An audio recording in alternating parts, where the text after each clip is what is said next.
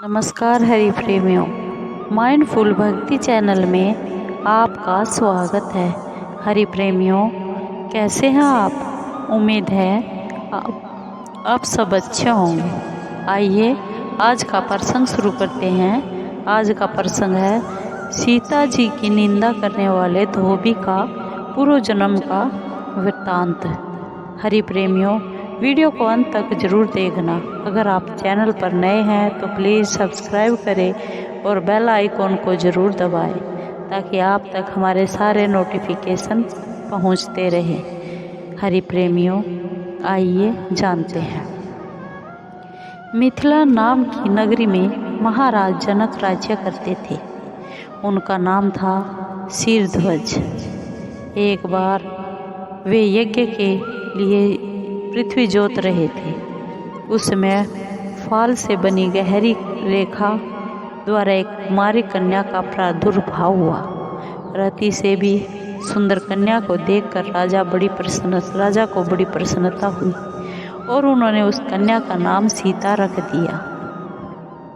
परम सुंदरी सीता एक दिन सखियों के साथ बाग में खेल रही थी। वहां उन्हें एक शुक पक्षी का जोड़ा दिखाई दिया। शुक तोते को बोलते हैं, जो बड़ा मनोरम था। वे दोनों पक्षी एक पर्वत की चोटी पर बैठकर इस प्रकार बोल रहे थे। पृथ्वी पर श्री राम नाम से विख्यात एक बड़े सुंदर राजा होंगे। उनकी महारानी सीता के नाम से विख्यात होंगी। श्री राम सीता के साथ 11,000 वर्षों तक राज्य करेंगे। धन्य है वह जानकी देवी और धन्य है वह श्री राम।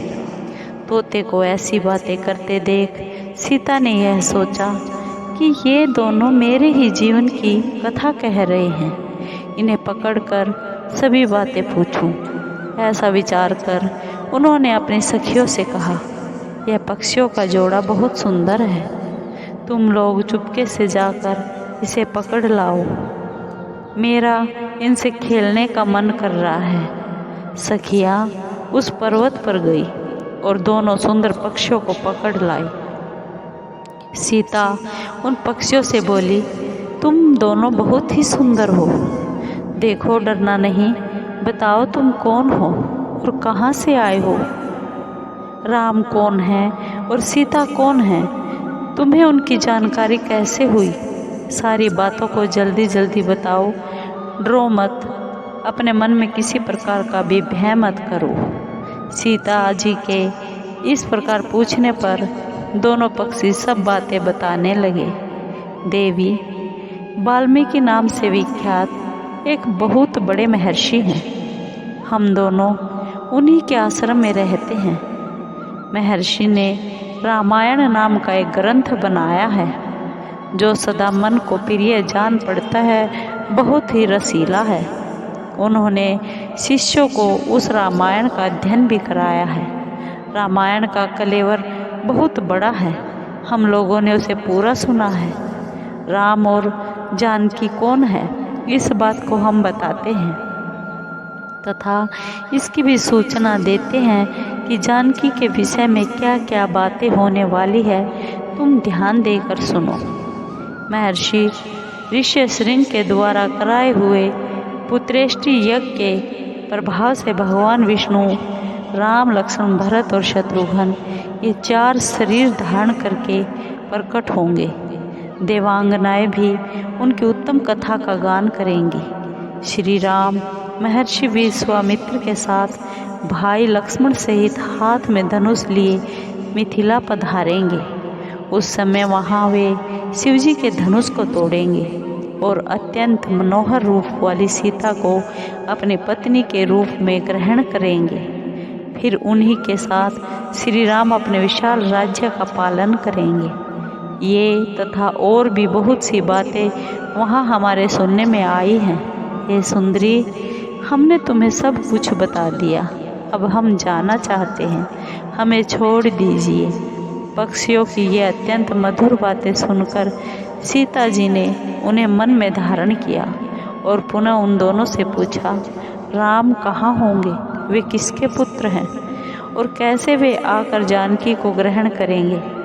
मनुष्य अवतार में उनका श्री विग्रह कैसा होगा। उनके प्रश्न सुनकर शुकी तोती मन ही मन में जान गई कि ये ही सीता है।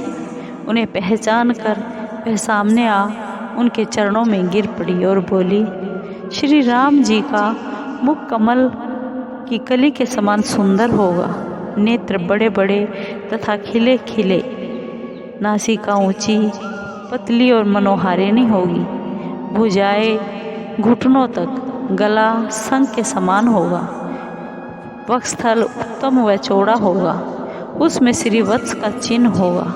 श्री राम ऐसा ही मनोहर रूप धारण करने वाले हैं, मैं उनका क्या वर्णन कर सकती हूँ। जिसके 100 मुख हैं वह भी उनके गुणों का बखान नहीं कर सकता।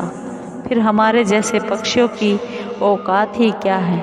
वे जानकी देवी धन्य हैं जो शीघ्र रघुनाथ जी के साथ हजारों वर्षों तक प्रसन्नतापूर्वक विहार करेंगी। परंतु हे सुंदरी, तुम कौन हो। पक्षियों की बातें सुनकर सीता जी अपने जन्म की चर्चा करती हुई बोली, जिसे तुम लोग जानकी कह रहे हो वह जनक की पुत्री मैं ही हूँ। श्री राम जब यहाँ आकर मुझे स्वीकार करेंगे तभी मैं तुम दोनों को छोड़ूंगी।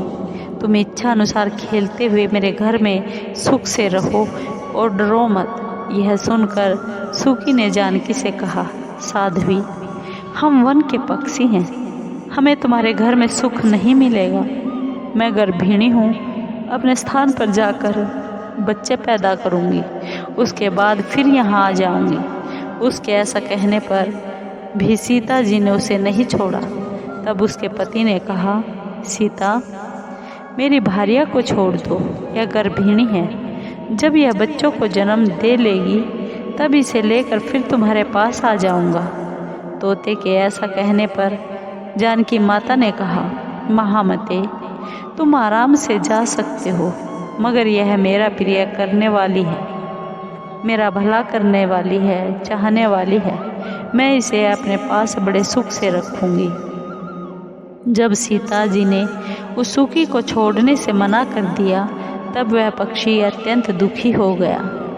उसने करुणायुक्त वाणी में कहा, योगी लोग जो बात कहते हैं वह सत्य ही है। किसी से कुछ ना कहे, मौन होकर रहे, नहीं तो उन्मत्त प्राणी अपने वचन रूपी दोष के कारण ही बंधन में पड़ता है। यदि हम इस पर्वत के ऊपर बैठकर बातें ना करते होते तो हमारे लिए यह बंधन कैसे प्राप्त होता। इसलिए मौन ही रहना चाहिए। इतना कहकर पक्षी फिर बोला, सुंदरी, मैं अपनी इस भार्या के बिना जीवित नहीं रह सकता, इसलिए इसे छोड़ दो। सीता, तुम बहुत अच्छी हो, मेरी प्रार्थना मान लो। इस तरह उसने बहुत समझाया, किंतु सीता जी ने उसकी पत्नी को नहीं छोड़ा। तब उसकी भार्या ने क्रोध और दुख से व्याकुल होकर जानकी को शाप दिया, अरे सीता, जिस प्रकार तुम मुझे इस समय मेरे पति से अलग कर रही है, वैसे ही तुझे स्वयं भी गर्भिणी अवस्था में श्री राम से अलग होना पड़ेगा। यूँ कहकर पति वियोग के कारण उसके प्राण निकल गए।